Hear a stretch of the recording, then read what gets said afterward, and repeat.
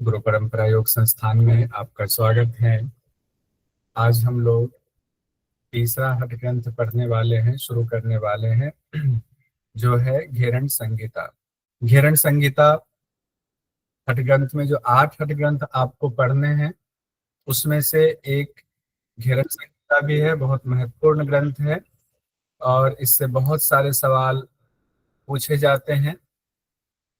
जैसे कि घेरण संहिता से बहुत सारे सवाल पूछे जाते हैं, वैसे ही हठ प्रदीपिका से भी बहुत सारे सवाल पूछे जाते हैं। जनरली जो अभी तक ट्रेंड रहा है उसके मुताबिक बता रहा हूँ आप है, जिसमें से हम लोगों ने हठ प्रदीपिका पढ़ा हुआ है। सिर्फ गोरख संहिता पढ़ना है, हठ रत्नावली पढ़ चुके हैं, सिद्ध सिद्धांत पद्धति पढ़ना है, योग बीज पढ़ना है। घेरण संहिता आज हम लोगों ने शुरू कर दिया हुआ है। शिव संहिता में पढ़ना है, वशिष्ठ संहिता पढ़ना है। तो घेरण संहिता में थोड़ा ज्यादा समय लगेगा। देखते हैं, एक तरफ हठ ग्रंथ चलता रहेगा, दूसरी तरफ आपके बाकी चीजें और कवर होती है। घेरण संहिता के लेखक हैं घेरण ऋषि और इसमें संवाद के रूप में है। घेरण ऋषि और चंड कपाली के बीच में संवाद है। जैसा कि हम लोगों ने पहली जो अपनी क्लास हुई थी, हठ ग्रंथ के जो सारे कंपेरेटिव स्टडी में हम लोगों ने कॉमन कंपेरेटिव स्टडी देखा हुआ था, उसमें देखा था आपको 8 में से 4 ऐसे ग्रंथ हैं जिसमें संवाद के रूप में है। जैसे माँ पार्वती का संवाद है योग बीज में, घेरण संहिता में घेरण ऋषि राजा चंड कपाली का संवाद है, शिव संहिता में फिर माँ पार्वती और शिव के बीच संवाद है, और वशिष्ठ संहिता में गुरु वशिष्ठ और उनके पुत्र शक्ति के बीच में संवाद है। आज हम लोग घेरण संहिता में देखेंगे क्या क्या इंपॉर्टेंट चीजें हैं, कितने अध्याय हैं, क्या क्या पढ़ना है और क्वेश्चन किस तरह से पूछा जाता है। घेरण संहिता के ग्रंथकार हो गए यानी लेखक हो गए घेरण ऋषि। कुल अध्याय 7 हैं। इसमें अध्याय को उपदेश प्रकरण भी कहा जाता है। और घेरण ऋषि ने ज्ञान जो दिया है योग का, वो राजा चंड कपाली थे। वो जब आग्रह करने गए घेरण ऋषि के पास उनके आश्रम में, तब उनको जो ज्ञान दिया उसी ज्ञान को संवाद रूप में इस पुस्तक में रखा गया है। कुल मंत्रों की संख्या है 353 अप्रॉक्स है।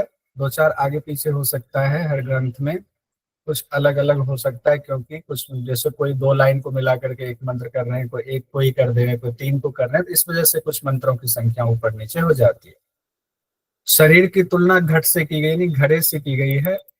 शरीर को बताया गया है कि घट रूप है। घट रूप होने की वजह से जैसे घड़े को पकाया जाता है, वैसे ही शरीर को पकाने की बात की गई। और इसमें सप्त साधन इसीलिए कहा जाता है कि सप्त साधन है। और 7 चीजें कौन से 7 उपदेश हैं, यानी 7 जो अध्याय हैं वो है षटकर्म, आसन, मुद्राबंध, प्रत्याहार, प्राणायाम, ध्यान और समाधि। इसको सप्तांग योग भी कहा जाता है। 7 अध्याय होने की वजह से इसको सप्तांग योग भी कहा जाता है। अध्याय को फिर से देखिए। पहले षटकर्म की बहुत विशद व्याख्या है, फिर आसन की आपको बहुत ज्यादा व्याख्या दी हुई है। 32 आसन बताए गए हैं। मुद्रा बंद है तो 25 मुद्रा बंद बताए गए हैं। सबसे छोटा जो अध्याय है, उपदेश है, वो प्रत्याहार का है, बहुत छोटा है।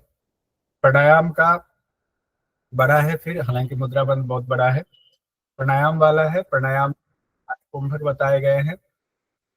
मुद्रा बंद में ही धारणा है मंजू जी, मुद्रा बंद में ही धारणा है। 25 जो है उसमें 5 धारणा भी है। ध्यान की विशद व्याख्या बताई गई है, बहुत डिटेल में ध्यान बताया गया है। समाधि बताए गए, 6 प्रकार के समाधि बताए गए हैं। ध्यान भी 3 प्रकार के बताए गए हैं। तो इस तरह से घेरण ऋषि ने बहुत ज्यादा डिटेल में एक एक चीज को बताया गया है। तो 7 अध्याय है, सप्तांग योग कहा जाता है इसको। और एक मोटा मोटा देख लेते हैं जो भी हम लोगों ने देखा किस अध्याय में क्या है। तो सत्कर्म में आपके 6 जो कर्म बताए गए हैं, वो 6 कर्म इतने डिटेल में बताए गए कि उसको आपको बार बार पढ़ना पड़ेगा, तब आपके माइंड में वो चीज सेट हो पाएगा। सत्कर्म में आपको माइंड में सेट करने के लिए बार बार पढ़ना पड़ेगा, इसीलिए अभी हम लोग इंट्रोडक्शन में भी उसको पढ़ेंगे, फिर सत्कर्म को डिटेल से भी पढ़ेंगे। जैसे सत्कर्म में धौती, बस्ती, नेति, लौल्की, त्राटक और कपालभाति कहा गया है। धौती के 4 प्रकार हैं। बस्ती के फिर 2 प्रकार बताए गए, जल बस्ती और शुष्क बस्ती बताए गए। नेति एक ही है, लौल्की भी एक है, त्राटक भी एक है, लेकिन कपालभाति के 3 प्रकार बताए गए हैं। अब धोती के 4 प्रकार में फिर अलग अलग प्रकार बताए गए। अंतर धोती के अलग प्रकार हैं, दंत धोती के अलग हैं, हृद धोती के अलग हैं, मूल शोधन एक है, वो अभी हम लोग देखें। आसन में फिर 84 लाख आसन की संख्या कही गई, 84 लाख है, उनमें 84 आसन विशेष है, और उनमें भी 32 आसन ऐसे हैं जिसकी चर्चा घेरन ऋषि कर रहे हैं, तो 32 आसन को शुभ कहा गया। मुद्रा बंद में जो 25 मुद्रा की चर्चा है, जिसमें कि धारणा को, मुद्रा बंद को सब मिलाकर के मुद्रा ही कहा गया है, 25 मुद्रा बंद कहा गया। और उसको फिर कैटेगरी अगर आप करते हैं तो 4 बंद आपको आएगा, 16 मुद्रा अलग अलग उसमें भी करते हैं तो 16 मुद्रा और पंच धारणा की बात है, लेकिन सबको मिलाकर के मुद्रा ही कहा गया है। ये मंत्र में भी कहा गया, इसलिए कंफ्यूजन नहीं होगी। चौथा जो आपका उपदेश है वो है प्रत्याहार का, जिसमें मन को आत्मा के वश में करने के लिए बहुत कम, बहुत छोटा सा अध्याय है, बताया गया है, उपाय बताए गए। फिर प्राणायाम वाले में आपको 8 कुंभक की चर्चा है। अष्ट कुंभक है, स्थान है काल मिताहार नाड़ी शुद्धि, ये सीक्वेंस में आपको पूछा जाता है। स्थान, काल, मिताहार, नाड़ी शुद्धि और प्राणायाम, तो ये सीक्वेंस में याद करना पड़ेगा। फिर प्राणायाम में जो 8 कुंभक हैं, वो 8 कुंभक आपको वो भी याद करना होगा, सहित सूर्यवेदी, उज्जयी, शीतली, भस्त्रिका, भ्रामरी, मूर्छा और केवली है। तो जब हम लोग एक हठ प्रदीपिका से या हठ रत्नावली से जब कंपेयर करेंगे तो आसानी से याद हो जाएगा, दिक्कत नहीं होगी। फिर ध्यान की बात करें, ध्यान में 3 प्रकार के ध्यान की चर्चा है, स्थूल ध्यान, ज्योति ध्यान, सूक्ष्म ध्यान, लेकिन उसमें भी स्थूल ध्यान 2 बताए गए हैं, हृदय पर और सहस्रार पर। हृदय पर भी, सहस्रार पर भी, स्थूल के भी 2 हो गए। ज्योति ध्यान के भी 2 प्रकार बताए गए, मूलाधार में ज्योति ध्यान करना है, फिर भूमध्य में ज्योति ध्यान करना है। सूक्ष्म ध्यान 1 बताया गया है। और फिर समाधि में आएंगे, उसमें भी बहुत विस्तार से बताया गया है। 6 प्रकार की समाधि बताई गई है, ध्यान योग, नाद योग, रसानंद योग, लय योग, भक्ति योग, मनोमूर्छा, ये 6 प्रकार की समाधि बताई गई। अपने आप में बहुत महत्वपूर्ण ग्रंथ है, परीक्षा में बहुत सारे सवाल इससे पूछे जाते हैं। और कई जगहों पर अध्याय के लिए प्रकरण और सोपान का भी इस्तेमाल होता है, सोपान भी कहा जाता है। सबसे बड़ा तृतीय उपदेश है जिसमें 100 मंत्र हैं। तृतीय उपदेश का नाम क्या है बताइए, अभी पढ़ा आपने। पहला कौन सा है? पहला षटकर्म है। षटकर्म के बाद मुद्रा, आसन, आसन, आसन, आसन, आसन के बाद, आसन के बाद मुद्रा बंध, मुद्रा बंध, मुद्रा बंद, मुद्रा बंद के बाद प्रत्याहार, ध्यान, समाधि, प्राणायाम, ध्यान, फिर ध्यान और फिर समाधि। फिर समाधि। ठीक है, तो सबसे छोटा, सबसे बड़ा हो गया आपका तीसरा वाला मुद्रा बंद वाला, और सबसे छोटा हो गया आपका चतुर्थ वाला जिसमें प्रत्याहार है। सिर्फ 7 मंत्र है, कई जगहों पर 5 मंत्र का ही उल्लेख किया गया है और कई जगहों पर सिर्फ 7 मंत्र का उल्लेख किया गया है। अब हम लोग एक बार षटकर्म को फिर से देख लेते हैं, क्योंकि इसको कई बार देखना पड़ेगा, तो फिर से देखिए एक बार इसको अच्छे से। फिर जब हम लोग डिटेल में पढ़ेंगे तो वहाँ ज्यादा नहीं लगेगा कि इतना ज्यादा पहले तो हमने पढ़ा नहीं। जो पुराने लोग हैं उनको दिक्कत नहीं होगी, नए लोगों को थोड़ी दिक्कत हो सकती है, तो अब दिक्कत नहीं होगी। षटकर्म में धोती, बस्ती, नेति, लौलिकी, त्राटक, कपालभाति, नौली को ही लौलिकी कहा गया है। सीक्वेंस थोड़ा सा चेंज है हठ प्रदीपिका से, वहां त्राटक पहले है, लौलिकी बाद में, नौली बाद में। त्राटक चौथे नंबर पर है और नौली 5वें नंबर पर। यहाँ पर लौलिकी यानी नौली चौथे नंबर पर है, त्राटक 5वें नंबर पर। ये भी कई बार रिपीट हो चुका है, तो मैंने कहा एक को याद कर लेंगे तो दूसरे में सफल करने में आसानी हो जाएगी। अब धोती, जो पहला धोती है आपका, उसके 4 भेद बताए गए, यानी धोती 4 प्रकार की बताई गई। अंतर धोती, दंत धोती, हृद धोती, मूल शोधनम। अंतर धोती, दंत धोती, हृद धोती, मूल शोधनम, ये 4 बताए गए। और अंतर धोती में भी 4 बताए गए हैं। अंतर धोती में 4 है, वात सार, वारी सार, बहिनी सार, बहिष्कृत, यानी धोती में 4। उस 4 में जो पहला अंतर धोती है उसके भी 4 भेद बताए गए, 4 प्रकार से उसको भी किया जाता है। फिर दंत धोती जो है, दंत धोती में 5 बताए गए हैं। दंत मूल, जिह्वा मूल और कर्ण मूल में 2 माना जाता है, तीसरा चौथा कर्ण मूल में ही मानेंगे। और कपाल रंध्र को पांचवा कहा जाता है। कई बार ये कंफ्यूजन होती है दंत धोती वाले में कि 4 बोलेंगे कि 5 बोलेंगे। तो 5 शब्द लिखा हुआ है मंत्र में, श्लोक में 5 लिखे होने की वजह से एग्जाम में आपको यही पूछा जाता है और हम लोग कंफ्यूज होते हैं, नहीं दोनों कान को तो 1 मान लेंगे, नहीं दोनों कान को 2 माना गया है, इसीलिए 5 हो गया कुल संख्या दंत धोती का। उसका हृदय धोती में 3 कहा गया है, दंड धोती भी, वमन धोती भी, वसन धोती भी, तीनों कहा गया है। जनरली बहुत सारी जगहों पर तीनों कराया भी जाता है, हम लोग पढ़ते थे वहां भी हमें तीनों कराया गया था, दंड धोती भी कराया गया था, वमन धोती तो हम लोग करते हैं जिसको कुंजल कहते हैं, और वसन धोती यानी वस्त्र धोती जिसको कहते हैं वो भी कराया जाता है। तो हृदय धोती के अंतर्गत वो तीनों आता है। और उसके बाद चौथा है मूल शोधनम, उसके प्रकार नहीं है, थैंक्स गॉड, नहीं तो और बढ़ जाता है। तो मूल शोधन चौथा हो गया, ये धोती के प्रकार हो गए। उसके बाद बस्ती के प्रकार बताए गए, बस्ती के 2 प्रकार बताए गए, जल बस्ती और शुष्क बस्ती। तो आप लोगों को ये भी याद रखना है कि किस किस ग्रंथ में दोनों बताए गए हैं, किस ग्रंथ में सिर्फ एक बताया गया है, इसका भी कंपैरेटिव स्टडी में कहीं लिखिएगा। कल जो हमने आपको होमवर्क दिया था बहुत सारे लोगों का आया हुआ है, लेकिन बहुत सारे लोगों का अभी भी होमवर्क बचा है, बहुत सारे लोगों ने बहुत सुंदर बनाया हुआ है, बहुत बढ़िया बनाया हुआ है। बस्ती में जल बस्ती और शुष्क बस्ती बताया गया है। जल बस्ती वही उत्कट आसन में नाभि तक जल में गुदा का आकुंचन करने की बात है, प्रसारण करने की बात है। और शुष्क बस्ती जमीन पर पश्चिमोत्तान आसन में अश्विनी मुद्रा के साथ किया जाता है। बस्ती हो गया। नेति में सिर्फ सूत्र नेति की चर्चा है, जल नेति की चर्चा यहाँ भी नहीं है। और नेति की लंबाई वही 1 वितस्ती लंबा बताया गया है, यानी 9 इंच भी उसको कहते हैं, या 12 अंगुल या आधा हाथ भी उसको अलग अलग तरीके से व्याख्या में कहा जाता है। फिर लौलिकी है, या लौलिकी मतलब नौली क्रिया, पेट को तेज गति से दोनों ओर घुमाने को लौलिकी कहा गया है। फिर त्राटक में तकरीबन हर जगह त्राटक एक जैसा ही बताया गया है कि किसी सूक्ष्म लक्ष्य को बिना पलक झपकाए तब तक देखना है जब तक कि आंसू ना निकल आए, त्राटक कहा गया है। और कपालभाति के बारे में ये एकमात्र ऐसा ग्रंथ है, जितना हम लोग 8 जो हमारे हठ ग्रंथ है उसके मुताबिक, जिसमें कपालभाति भी 3 प्रकार से बताया गया है। और हम लोग जो कपालभाति करते हैं, पूरी दुनिया जो कपालभाति का अभ्यास करती है, वो कपालभाति इसमें नहीं है। यानी कपालभाति के 3 प्रकार है, उस 3 प्रकार में भी वो प्रकार नहीं है जो अभ्यास हम लोग करते हैं जनरली पार्क में या घर पे या आप कराते हैं अपने साधकों को, वो नहीं है। तो इसमें क्या है, वात क्रम, व्युत क्रम और शीत क्रम। वात क्रम, व्युत क्रम, शीत क्रम, ये 3 कपालभाति बताया गया है। वात क्रम में अनुलोम विलोम का आप मान लीजिए अनुलोम विलोम जैसा ही कहा गया, बिना कुंभक के अनुलोम विलोम।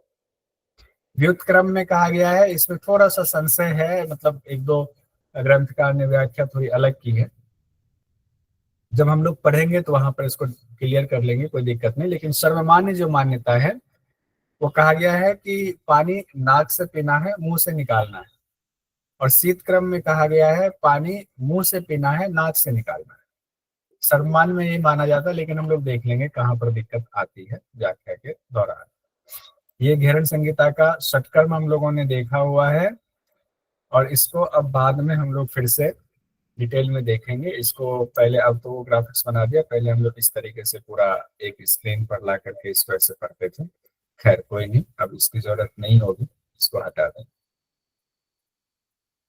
इसको भी अभी रहने देते हैं। फिर द्वितीय उपदेश में हम लोगों ने देख लिया 32 आसन, तृतीय उपदेश में 25 मुद्रा बंद, चौथा सबसे छोटा प्रत्याहार वाला प्राणायाम का हम लोगों ने देख लिया, जिसमें कि इम्पोर्टेंट है स्थान, काल, मिताहार, नारी शुद्धि और प्राणायाम। ये सीक्वेंस पूछा जाता है घेरन संहिता के मुताबिक। निम्न को क्रम से सजाएं, स्थान, फिर काल, फिर मिताहार, फिर नारी शुद्धि, फिर प्राणायाम। काल का तो बहुत विशद वर्णन किया गया, काल में समझने में भी थोड़ा समय लगता है। फिर उसके बाद 8 कुंभक की चर्चा आई हुई है। उसके बाद छठा वाला जो ध्यान हम लोगों ने देखा, 3 प्रकार का ध्यान है, ये रिपीट हो रहा है, फिर से देखिए। स्थूल ध्यान, ज्योति ध्यान और सूक्ष्म ध्यान। तो स्थूल ध्यान के 2 प्रकार है, 2 भेद हैं। कौन कौन से हो गए, हृदय पर ध्यान, सहस्रार पर ध्यान।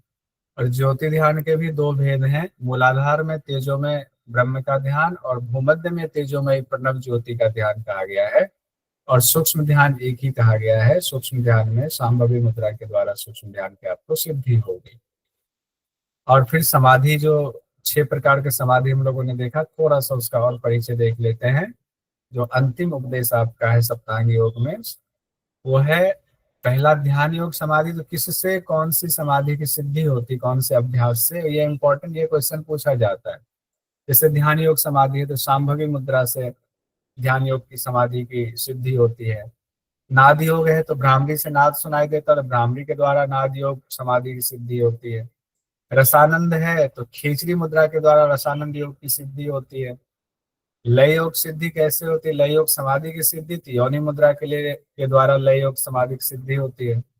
भक्ति योग में कहा गया स्थूल ध्यान से होती है, जिसमें इष्ट के ध्यान की चर्चा है स्थूल ध्यान में।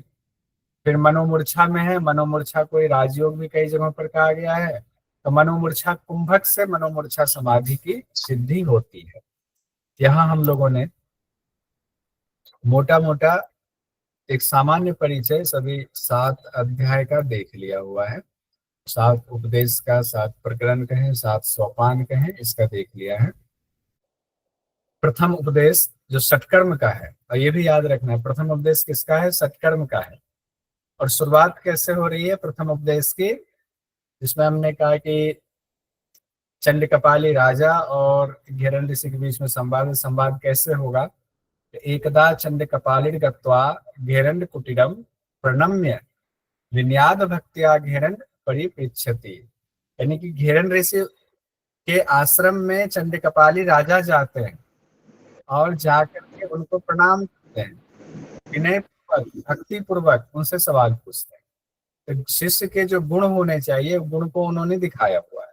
प्रणाम भी कर रहे हैं, विनय का भाव भी है, भक्ति का भाव भी है, तब जाकर के घेरन ऋषि से सवाल पूछ रहे हैं। ये एक प्रतीकात्मक तस्वीर है। इस तस्वीर के जरिए आप समझ सकते हैं कि राजा कैसे विनीत होकर के इस तरीके से सवाल पूछ रहे हैं भक्ति पूर्वक। क्या सवाल पूछते हैं वो सवाल देखना जरूरी है। सवाल ये पूछ रहे हैं, घटस्थ योगम योगेश तत्व ज्ञानस्य कारणम इतानीम श्रोतुम इच्छामि योगेश्वरम वद प्रभो। हे योगेश, यानी कि घेरन ऋषि को कह रहे राजा चंद्र कपाली कि हे योगेश, तत्व ज्ञान का जो कारण है, तत्व ज्ञान का कारण जो है, यानी योग को तत्व ज्ञान का कारण कहा गया है। तो तत्व ज्ञान का जो कारण है वो योग, उसको जानने का मैं इच्छुक हूँ, उसके बारे में मुझे बताइए। वद प्रभो, मुझे बताइए। योगेश्वर भी कह रहे हैं, योगेश कह रहे, योगेश्वर कह रहे हैं। यानी तत्व ज्ञान की प्राप्ति किससे होगी, ये ध्यान दीजिएगा, इसलिए बार बार इस पर रुक रहा हूँ। तत्व ज्ञान की प्राप्ति किससे होगी? घटस्थ योग से हो। तत्व ज्ञान की प्राप्ति किससे होती है? घटस्थ योग है, उसे मैं जानने का इच्छुक हूँ। हे प्रभु, मेरी बहुत इच्छा है कि कृपा करके मुझे वो ज्ञान प्रदान कीजिए। तो 2 शब्द आया है, घटस्थ योग, तत्व ज्ञान। तत्व ज्ञान का कारण घटस्थ योग, यानी घटस्थ योग के द्वारा आपको तत्व ज्ञान की प्राप्ति होगी।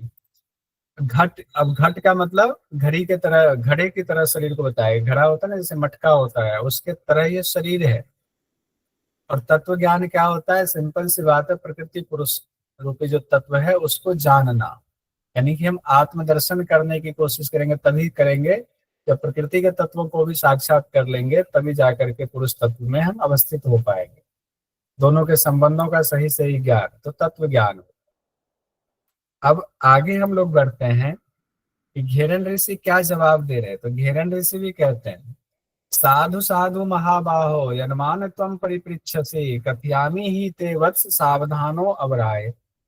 कहते वाह, घेरन ऋषि खुश हो गए। कोई भी गुरु खुश हो जाते हैं जब उनको एक योग्य शिष्य मिलता है, तो गुरु खुश हो जाते हैं। योग्य शिष्य मिल गए चंड कपाली। कह रहे महाबाहो, महाबाहो शब्द से उनको संबोधित किया गया। इसका मतलब है कि बड़े राजा होंगे, कहीं के प्रतापी राजा।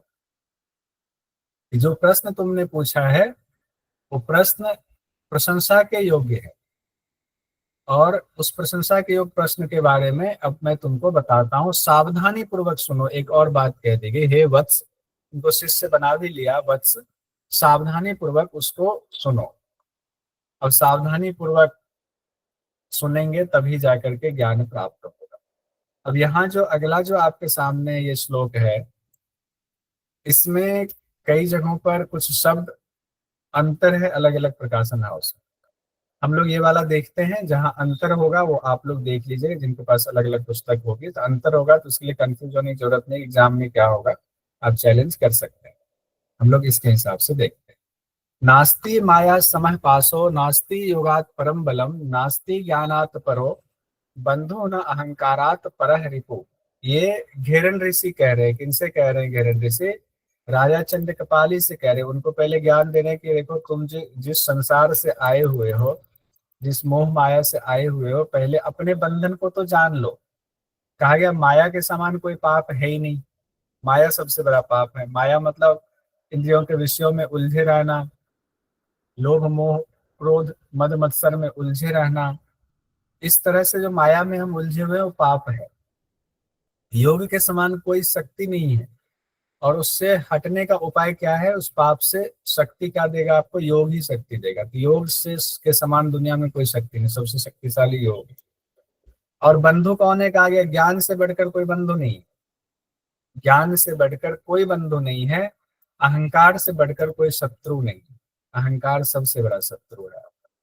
हमारे अंदर जो अहंकार आ जाता है कि हम बहुत अच्छा जानते हैं, या हम तो जियारत में पता नहीं कितने नंबर ले आए, पता नहीं कितनी बार टॉप कर गए जियारत में, ये सब अहंकार से बढ़कर कोई शत्रु नहीं होता है। अब उसके बाद घेरन ऋषि जब सिखा रहे, तो आपने देखा ना, जब इंट्रो में देखा कि डिटेल में बता रहे, हर एक चीज को बहुत डिटेल में बता रहे हैं। डिटेल क्यों बता रहे हैं? क्योंकि इनका मानना है किसी भी चीज को सीखने के लिए सीढ़ी दर सीढ़ी सीखा जाता है, अचानक से नहीं सीखा जाएगा। उसी बात को 5वें श्लोक में कह रहे हैं, अभ्यासात का आदि वर्णानाम शास्त्राणि बोधिये तथा योग समासाद्य तत्व ज्ञानं च लभ्यते। जिस तरीके से आप शास्त्र का ज्ञान आपको होता है, आज अगर मान लीजिए आप हम मिलकर के एक ये शास्त्र पढ़ रहे हैं, तो इसको पढ़ने के लिए अचानक से हम नहीं पढ़ रहे हैं। इससे पहले हमने क्या किया था? पहले क ख ग घ यानी वर्ण को हमने पढ़ा था। वर्ण को पढ़ने के बाद फिर हमने शब्द बनाना सीखा, फिर वाक्य बनाना सीखा, और उसमें लंबी प्रक्रिया वो चलती रही, कई साल लग गए, तब हम शास्त्र को पढ़ने के लिए, समझने के लिए हमारी बुद्धि डेवलप हो पाई। उसी तरीके से कह रहे, जैसे का आदि वर्णों को धीरे धीरे सीख करके आप शास्त्र का ज्ञान प्राप्त करने तक पहुंच जाते हो, उसी तरीके से योग को भी धीरे धीरे क्रम से आप सीखते जाओगे, तब तत्व ज्ञान की प्राप्ति होगी। तत्व ज्ञानम च लभ्यते। कितनी अच्छी बात कही। हम एक ही दिन में जाते हैं किसी को योग कराने, हमारी मजबूरी होती है। पहले दिन में ही हमने प्राणायाम भी करा दिया, आसन भी करा दिया, मेडिटेशन भी करा दिया, सब कुछ करा दिया पहले दिन में, और वो बड़ा खुश हो जाते हैं। हमारी मजबूरी होती है, हम धीरे धीरे कराएंगे तो करेंगे नहीं, क्योंकि पैसे दे के बुला रहे हैं, उनको सब कुछ करना है। खैर, अब उसके बाद फिर अब घेरन ऋषि चंडकपाली राजा को समझा रहे हैं, सुकृते दुष्कृते कार्ये जायते प्राणिनाम घटः उत्पद्यते कर्मम घटी यंत्र यथा भ्रमेत। ये बड़ा इंपॉर्टेंट है, इससे क्वेश्चन भी पूछा गया। वैसे हर बार मैं घेरन संहिता का एक एक श्लोक पढ़ाता हूँ, तो छूटता नहीं है कुछ भी, लेकिन इसको देखिए क्या कहा जा रहा है कि हम किस तरीके से जन्म मृत्यु के चक्र में फंसे हुए हैं। इसकी चर्चा कह रही है कि सुकृत और दुष्कृत कर्म होते हैं, अच्छे और बुरे कर्म होते हैं, उसके वजह से हमारा जो है ये जन्म चलता रहता है। और इसकी चर्चा की गई है, किससे तुलना की गई है? घटी यंत्र से की गई है कि शरीर से कर्म और कर्म से ये घट यानी शरीर की उत्पत्ति होती है। और इसकी चर्चा कही गई है, जैसे कि रहट होता है गांव में, वो लगा दिया, कुएं में रहट लगा दिया, बैल घूमता रहता है, तो बैल के घूमने के साथ साथ वो जो पानी वाला बकेट होता है वो नीचे जाता है, फिर ऊपर आता है, तो वो भी गोल गोल गोल गोल घूमता रहता है। उसी तरह हम लोग भी अपना कर्म करते हैं, अच्छा बुरा कर्म करते हैं, तो हमें भी अलग अलग योनियां मिलती रहती है, मृत्यु और जन्म हमारा होता रहता है। अगले श्लोक में ये बात कही गई। तो शरीर कैसे उत्पन्न होता है? अच्छे बुरे कर्मों से उत्पन्न होता है। शरीर से कर्म है और कर्म से फिर शरीर उत्पन्न हो जाता है। कर्म हम कैसे कर रहे हैं? अभी कर्म कर रहे हैं, शरीर है तो कर्म कर रहे हैं, शरीर से कर्म कर रहे हैं। ये शरीर फिर कैसे उत्पन्न होगा? अभी जो कर्म कर रहे हैं उससे अगले शरीर का अकाउंट बन रहा है कि कौन सा शरीर, कैसा घर मिलेगा, कैसी स्थिति मिलेगी, सब कुछ अभी के कर्म से वो डिसाइड हो रहा है। यानी चक्र में फंसा रहता है इंसान। इतनी गहन बातें कही गई है। और फिर वही रहट से तुलना की गई है। ऊर्ध्वायो भ्रमेत यद्वत घटी यंत्रम गवाम वसाद तद्वत कर्मवशः जीवो भ्रमते जन्म मृत्यु भी। ये भी इंपॉर्टेंट है। जिस तरीके से बैलों के चलने से वो घटी यंत्र जो है, वो घंटी ऊपर नीचे आती रहती है, वो बकेट जो है ऊपर नीचे होता रहता है, वो वश में है एक जगह, वो कहीं अलग नहीं हट सकता है। उसी तरह प्राणी भी कर्म के वश में हो जाता है, और कर्म के वश का फल क्या होता है? जन्म और मृत्यु रूपी इस संसार में वो घूमता रहता है। कभी मृत्यु होगी फिर जन्म, फिर मृत्यु फिर जन्म होगी। अब यहाँ पर हमने ये पहले एक बार बताया था, एग्जाम में पूछा जा सकता है ऊर्ध्वायो भ्रमेत यद्वद घटी यंत्रम गवाम वसात किस शास्त्र से लिया गया है। तो यही चीज पूछ दिया गया, लेकिन पूछा गया थोड़ा अलग तरीके से। देखिए पूरा का पूरा श्लोक देकर पूछा गया जनवरी 2025 में, दिसंबर 2024 का जो पेपर हुआ था 7 जनवरी 2025 को, उसमें श्लोक दे दिया गया ऊर्ध्वाधो भ्रमेत यद्वद घटी यंत्रम गवाम वसात तद्वद कर्म वसात जीवो भ्रमेत जन्म मृत्यु भी। यह श्लोक किस ग्रंथ से लिया गया? यानी दोनों लाइन दे दिया गया। वो चीज हमने पहले पढ़ाया था, पहले एक वीडियो में है कि पूछा जा सकता है, और ये चीज पूछा गया था। तो सीधी सी बात है, घेरन संहिता में है। अभी तो यहाँ आप लोग देख रहे हैं, अगर इसको नहीं पढ़ेंगे तो पता नहीं चलेगा किस ग्रंथ से लिया गया है। तो ये रहट वाली बात, यानी बैल जैसे घूमता है तो वो घटी यंत्र जो है आगे पीछे ऊपर नीचे होता है, इसकी बात कहाँ पर की गई है? घेरन संहिता में घेरन ऋषि कर रहे हैं। अब चूंकि घट की बात आई हुई है, जन्म मृत्यु का समझा दिया घेरन ऋषि ने, जन्म मृत्यु क्यों होता है राजन, तुम इसलिए फंसे हुए हो। अब उससे निकलने के उपाय, निकलने के उपाय के लिए कहा गया है कि इस शरीर को पकाओ अग्नि में। कैसी अग्नि में? तो योग रूपी अग्नि में। कैसे पकाएंगे? तो उन्होंने घड़े का, ये देखिए कच्चा घड़ा, ये एक ऐसी तस्वीर है जो मेटा से बनाई है, जिसमें ये कुंभकार एक घड़ा बना रहे हैं, कुंभ बना रहे हैं। पहले तो ये कच्चा होगा, अब इसको अग्नि में पकाया जाएगा। अग्नि में पकेगा तो फिर आपके घर के काम के लायक हो जाएगा। जब घर के काम में लाएंगे तो अब लंबे समय तक जितना आप उसको सहेज के रखेंगे चलेगा। उसी तरीके से शरीर है, अभी ये शरीर कच्चा है, कच्चा शरीर में बहुत सारा काम नहीं हो सकता है, तो इसको पकाना है। कैसे पकाना है? योग रूपी अग्नि में पकाना है। आम कुंभ इवाम स्थो जिर्यमान सदा घट योग अनलेन संदह्य घट शुद्धिम समाचरे। कहा गया आम कुंभ। आम कुंभ का मतलब होता है कच्चा घड़ा। ये शरीर कच्चा घड़ा है, यानी कि जैसे कच्चा घड़ा होता है, और इब अम्भस्य, उसको पानी में अगर कच्चे घड़े को स्थित करे तो वो घट जो है वो पिघल जाएगा, वो टूट जाएगा। तो उसको क्या करते हैं? अग्नि में पकाते हैं। योग अनलेन, योग रूपी अग्नि संदह्य। तो कहा गया उसी तरीके से जैसे उस घड़े को अग्नि में पकाया जाता, वैसे भी शरीर को पकाया जाएगा योग रूपी अग्नि में। उसकी शुद्धि होगी, नहीं शरीर तब ठोस होगा। अब सप्त साधन बताया जा रहा है कि कैसे सप्त साधन के द्वारा आप ये अभ्यास करेंगे। ये भी इंपॉर्टेंट है। शोधनम दृढ़ता चैव स्थैर्यम धैर्यम च लाघवम प्रत्यक्षम च निर्लिप्तम च घटस्य सप्त साधनम। अब ये इंपॉर्टेंट है, इसको तो रट जाइए, पीछे पीछे बोलते जाइए। मैं पहली लाइन को 2 बार बोलता हूँ तोड़ करके, फिर पूरा एक लाइन बोलूंगा, फिर दूसरी लाइन को तोड़ के बोलूंगा, फिर एक साथ बोलूंगा, पीछे पीछे आप लोग बोलिए। शोधनम दृढ़ता चैव, शोधनम दृढ़ता चैव। माइक बंद रखिए, माइक बंद रखिए, माइक सब लोग खोलेंगे तो वो मिसमैच होने लगेगा, इसीलिए। शोधनम दृढ़ता चैव स्थैर्यम धैर्यम च लाघवम स्थैर्यम धैर्यम च लाघवम प्रत्यक्षम च निर्लिप्तम प्रत्यक्षम च निर्लिप्तम च घटस्य सप्त साधनम, च घटस्य सप्त साधनम। अब एक साथ देखते हैं। शोधनम दृढ़ता चैव स्थैर्यम धैर्यम च लाघवम। बोलिए फिर से। शोधनम दृढ़ता चैव स्थैर्यम धैर्यम च लाघवम प्रत्यक्षम च निर्लिप्तम घटस्य सप्त साधनम। प्रत्यक्षम च निर्लिप्तम च घटस्य सप्त साधनम।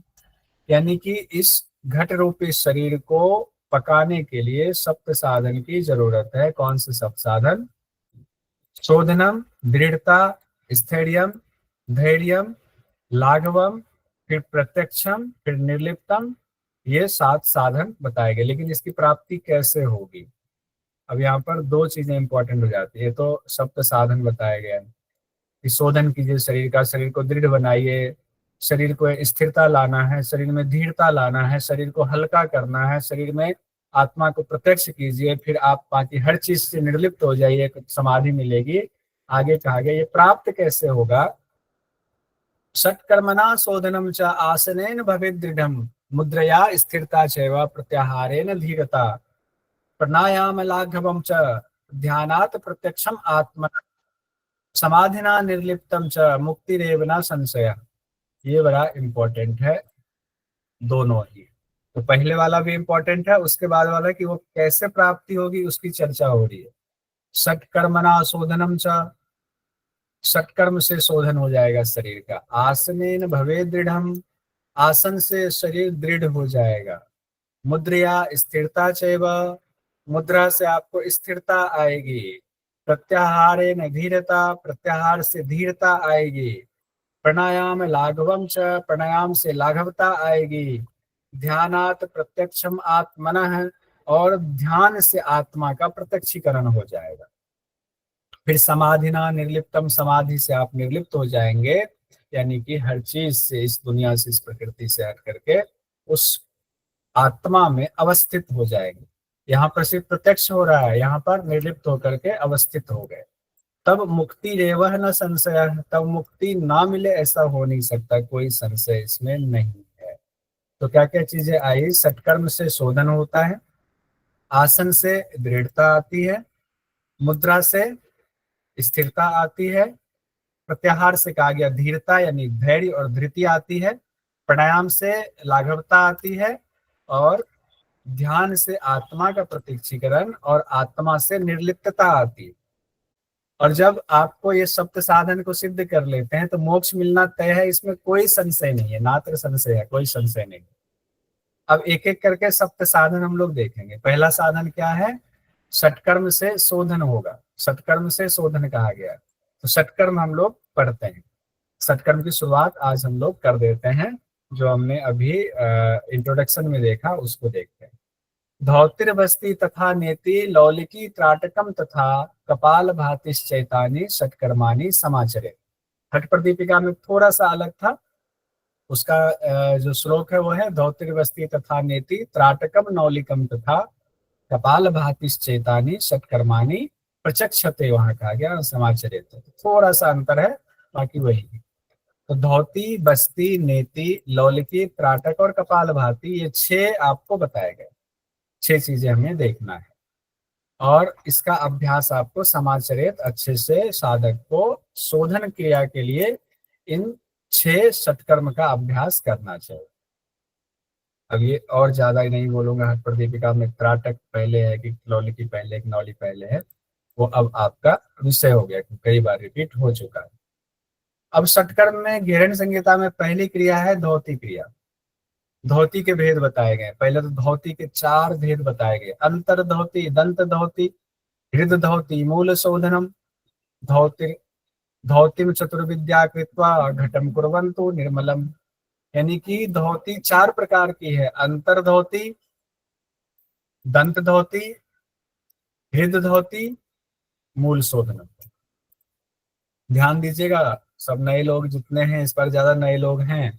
अंतर धोती, दंत धोती, हृद धोती, मूल शोधनम। बीच बीच में इसको बोलते भी जाइए। अंतर धोती, दंत धोती, हृद धोती, मूल शोधनम। बोलते जाएंगे तो याद हो जाएगा। अंतर धोती, दंत धोती, हृद धोती, मूल शोधनम। ये धोती के 4 प्रकार बताए गए हैं।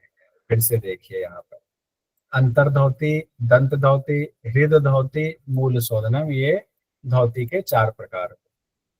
इसलिए इस पर इतना जोर दे रहा हूँ कि बाद में जैसे आगे बढ़ेंगे ना तो ये मिक्स होता चला जाएगा, मिसमैच होता चला जाएगा। इसीलिए अब एक एक देखेंगे चारों को। पहले अंतर धोती देखते हैं।